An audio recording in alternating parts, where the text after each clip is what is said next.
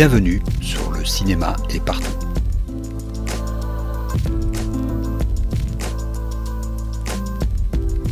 Un podcast sur l'industrie du cinéma et ses évolutions.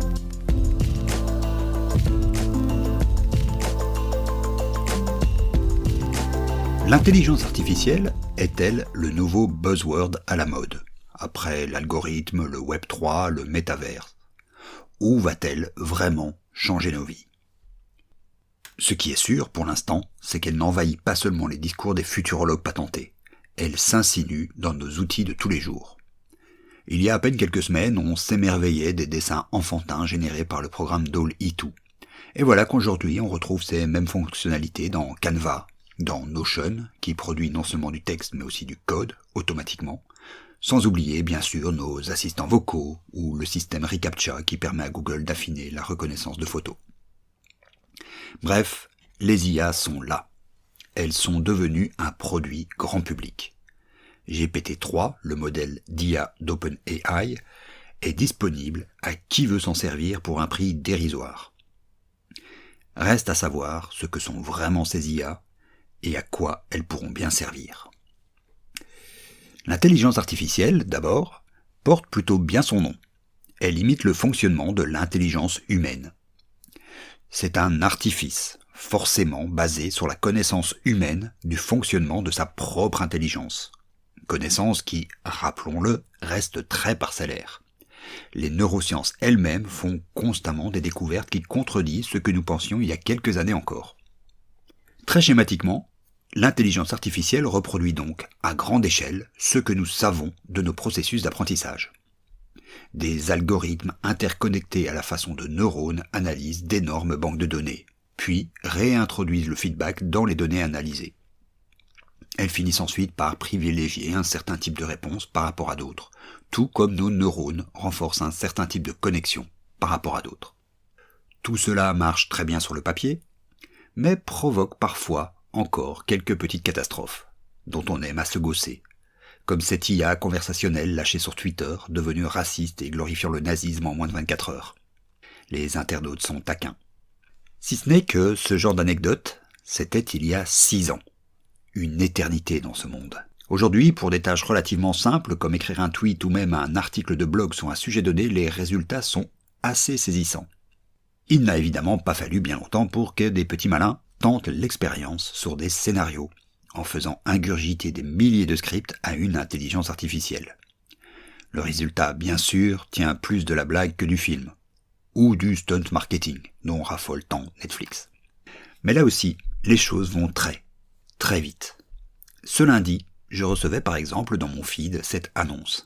Un analyste des données du cinéma et un scientifique des particules de l'université d'Uppsala, étrange combinaison, sont en train de développer une intelligence artificielle chargée d'écrire un scénario. On n'est cette fois plus dans le domaine de la blague, mais de l'expérience en temps réel. L'expérience est sous contrat avec un studio américain, dont on ne connaît pas encore le nom. Impossible à ce stade de prédire ce qu'il en sera de ce scénario. Mais toute cette agitation semble pourtant suffisante pour que les débats s'enflamment et que les réflexions hors sol commencent à fleurir.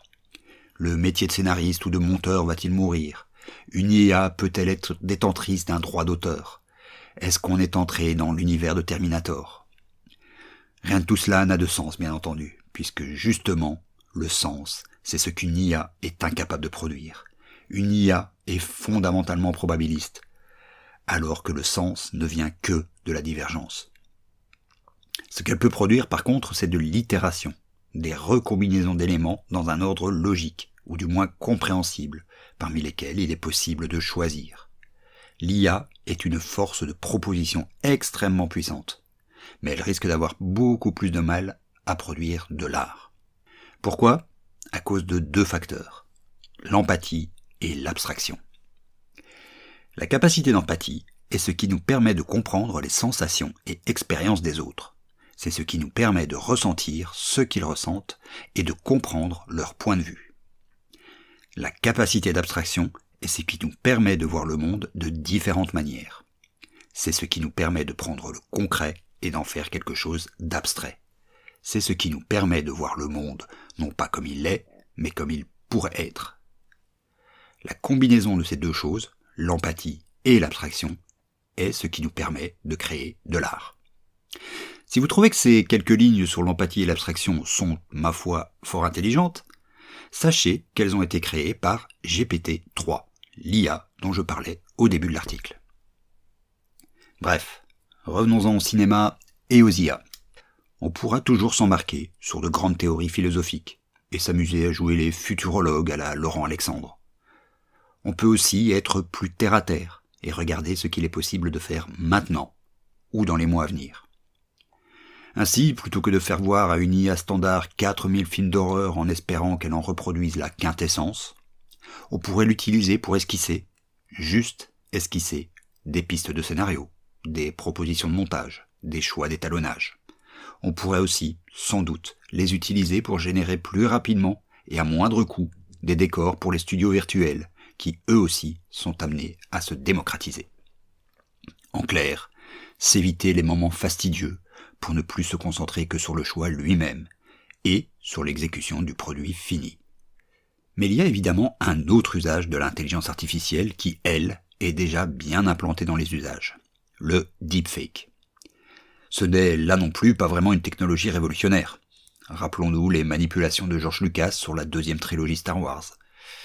Mais elle a atteint un tel niveau de maturité qu'elle est aujourd'hui à la portée de tout le monde.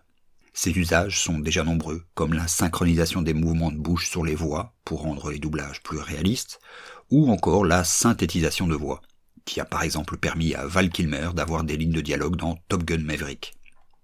Et on ne peut évidemment, alors que les philosophes de salon et les éditorialistes se gargarisent de références au cyberpunk pour se rajouter un sujet de conversation quand ils ont fini de parler de la menace woke, la technologie avance sur un autre terrain, bien plus fécond, celui d'une démocratisation d'outils qui offre des possibilités de plus en plus riches aux créateurs, des moyens d'accélérer le travail, la prise de décision et surtout de réduire les budgets.